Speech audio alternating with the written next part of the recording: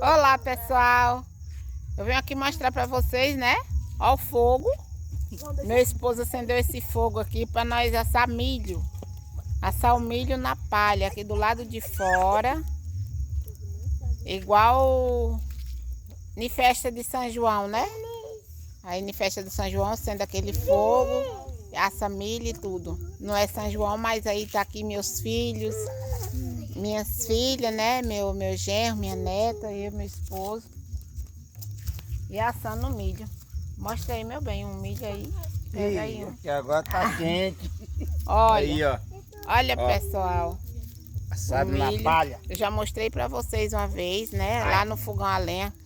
Tá quente. Tá quente. Olha, mostrei lá uma vez lá no fogão a lenha, mas não ficou tão bom. Eu vou tirar a palha pra me mostrar pra vocês, tá? Olha, vou tirar a palha, tá?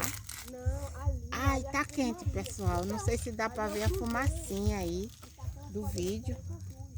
Olha. Ai. Olha. Aqui é como se fosse o milho cozido, né? Só que na palha. Coloca dentro do fogo. E aí ele vai cozinhando aqui na palha. Não é Olha, que delícia.